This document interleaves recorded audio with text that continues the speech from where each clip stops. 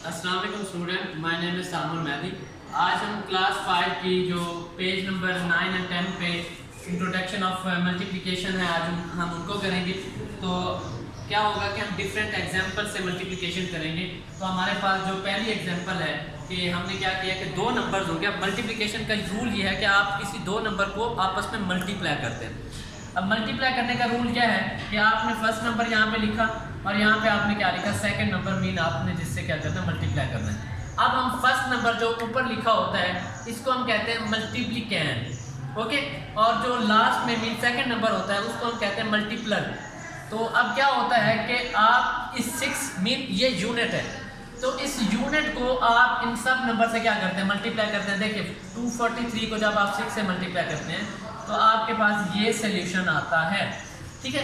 अब ये 4 10 में चला जाता है, मीन 40 बन जाता है। तो अब क्या होता है कि आप इस 4 को भी इन सारे नंबर से क्या करेंगे, मल्टीप्लाई करेंगे। तो जब आप मल्टीप्लाई करते हैं 4 को 3 से तो 12 आता है। इसी तरह 1 हम कैरी ले लेते हैं और 4 को 1 हम कैरी है, 4 को 4 से किया तो 16 प्लस 1 क्या आता है, 17 आता है। और 4 को आप 2 से करें तो 8 और 1 हमने क्या दिया था, कैरी लिया था। तो ये क्या होता है, टोटल 9। एक जो याद रखने वाली बात है कि जब भी आप फर्स्ट नंबर से सेकंड नंबर में चेंज करेंगे तो फर्स्ट जो आप मल्टीप्लाई के बाद मीन इन स्टेप्स में करेंगे, इसके बिल्कुल नीचे फर्स्ट नंबर के बिल्कुल नीचे आपने क्रॉस लगाना है या जीरो लगा देना है, ये आप जो मर्जी लगाना चाहें। लेकिन आप अगर यहाँ पे जीरो लगा दें या क्रॉस लगा दें इससे कोई फर्क नहीं पड़ता। तो मैंने यहाँ पे क्या यूज़ किया हुआ है, क्रॉस यूज़ किया हुआ है। तो आप क्रॉस लगाएं या जीरो लगाएं, ये लाजमी आपने लगाना है। अगर ये आपने नहीं लगाया तो आपका जो क्वेश्चन है वो क्या हो जाएगा, गलत हो जाएगा। अब देखिए जब ये सारे स्टेप आपने कर लिए, इनको आपस में मल्टीप्लाई कर दिया, फर्स्ट नंबर को मल्टीप्लाई किया तो आपके पास ये सोल्यूशन आता है, सेकंड नंबर को आपने मल्टीप्लाई किया तो ये सोल्यूशन आता है। तो इसके बाद क्या होता है कि आपने फाइनल आंसर लिखना होता है। तो फाइनल आंसर को हम प्रोडक्ट भी कहते हैं। तो क्या होता है कि वो ऐड करते हैं हम, जो हमने मल्टीप्लिकेशन के बाद होता है वो हम क्या करते हैं, ऐड करते हैं। तो 8 प्लस यहाँ पे कुछ नहीं है तो मतलब 8 ही हमारा आंसर है। 5 प्लस 2 हमारा क्या होता है, 7 होता है। 4 प्लस 7 11 होता है, मीन डबल नंबर है आपके पास। फर्स्ट नंबर आंसर में लिखें और सेकंड नंबर को क्या करते हैं, कैरी करते हैं। तो 1 यहाँ पे कैरी आ गया, 1 प्लस 1 2 प्लस 9 हमारे पास क्या आता है, 11। तो हमारा ये आंसर क्या आ जाता है, 11। इसी तरह अब अगर बात इसकी की जाए तो अब देखिए 4 ये 10th में चला जाता है, मीन 40 बन जाता है। आप जब 40 को इस नंबर से मल्टीप्लाई कर दें तो आपके पास जो फाइनल आंसर आता है वो आता है 9720, ठीक है। अब जीरो की जगह पे मैंने आपको कहा है कि या आप क्रॉस यूज़ कर लें या फिर क्या यूज़ करें, जीरो यूज़ करें, इससे कोई फ़र्क नहीं पड़ता। तो उसके बाद आप ऐड करेंगे तो देखेंगे आपके पास ये क्या आता है, सोल्यूशन आता है। इसी तरह एक और एग्जांपल है हमारे पास, और एग्जांपल से पहले ये बात आपने सीख लेना, आप किसी भी नंबर को 10 से करें तो इस नंबर में 1 0 ऐड कर दें तो ये एक डायरेक्टली मेथड है, ठीक है। आप देखेंगे तो आपके पास यही आंसर होगा। इसी तरह अगर 2 0 मीन 100 से करेंगे तो यहाँ पे एक और 0 ऐड कर दें, 1000 से करेंगे तो क्या 0 ऐड कर दें। फाइनल आंसर ये आता है आपका, ये सारे स्टेप करने के बाद। तो ये चीज़ें भी आप सीख लें कि आप 10 से मल्टीप्लाई करेंगे तो यहाँ पे 1 0 आएगा, 2 से करेंगे 100 से करेंगे तो 2 0 आ जाएंगी, और 1000 से करेंगे तो 3 zeros आ जाएंगे। इसी तरह 10,000 से करें तो 4 zeros आ जाती हैं। ये एक शॉर्टकट मेथड है। अच्छा, अब क्या है कि हमारे पास मैंने एक और डिफरेंट एग्जांपल ली है आपको समझाने के लिए कि हम इसको कैसे मल्टीप्लाई करते हैं। तो याद रखें कि यूनिट है, ये 10 है और ये क्या है, 100 है। इसके भी स्टेप्स यही है कि पहले ये 9 से मल्टीप्लाई होगा, फिर ये 70 से होगा, फिर ये 200 से होगा, तब जाके हमारे पास क्या आता है, फाइनल आंसर आता है। अब जब 4 को 9 से करते हैं तो ये 36 आता है। तो फर्स्ट नंबर आपने यहाँ पे लिखा, सेकंड नंबर को आपने क्या कर दिया, कैरी कर दिया। अब 9 को आप 7 से करें तो ये 63 आता है। 63 में ये 3 ऐड करें तो क्या बन जाता है, ये 66 बन जाता है। अगेन आपने फर्स्ट नंबर लिखा और नेक्स्ट नंबर को आपने क्या कर दिया, कैरी कर दिया।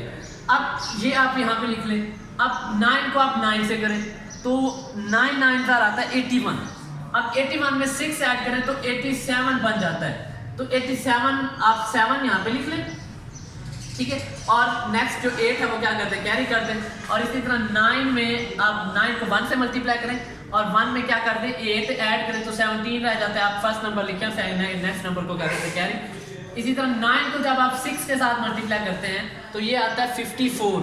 अब 54 में हमें क्या ऐड करना था, 1, तो 54 + 1 क्या आता है 55। देखिए 55 यहाँ पे भी डबल नंबर आ रहे हैं, लेकिन आगे क्योंकि कोई नंबर नहीं है तो इसलिए दोनों नंबर हम क्या करेंगे साथ में ही लिख लेंगे।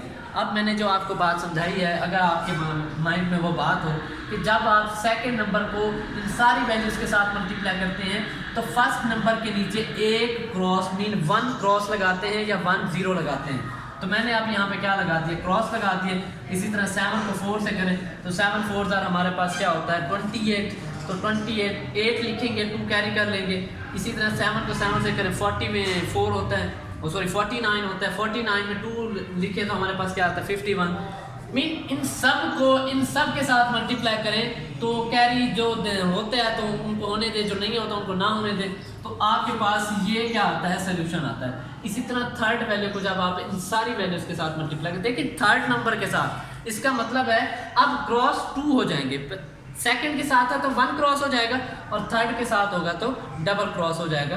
तो अगेन आप 2 को इन सारी वैल्यू से मल्टीप्लाई करेंगे तो आपके पास ये क्या आ जाता है सोल्यूशन आ जाता है। अब क्या होता है कि इन तीनों वैल्यूज को, ऊपर वाली 2 वैल्यूज नहीं बल्कि इन तीनों वैल्यूज को हम क्या कर लेते हैं ऐड कर लेते हैं। तो ऐड का सोल्यूशन, ये ऐड के क्वेश्चन आपने ऑलरेडी किए होंगे कि हमारे पास 2 नंबर्स हो 3 नंबर्स हो वो कैसे ऐड होते हैं। तो आप 6 में ये यहाँ पे 6 आ जाएगा, 6 + 8 यहाँ पे 14 आ जाता है, 1 कैरी दे दे।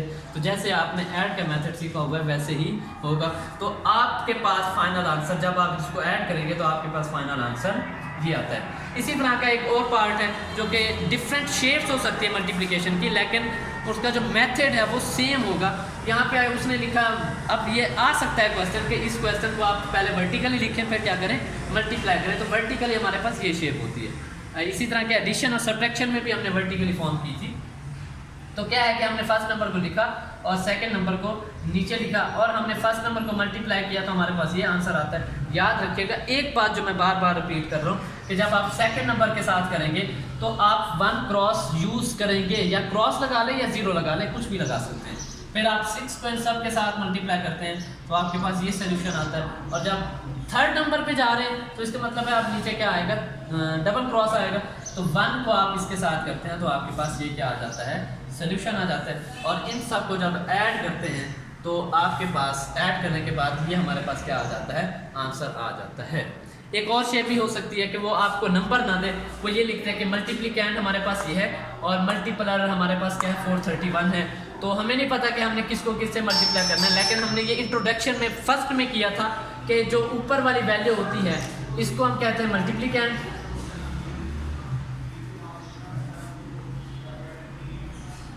और जो नीचे वाली वैल्यू होती है इसको हम कहते हैं मल्टीप्लर।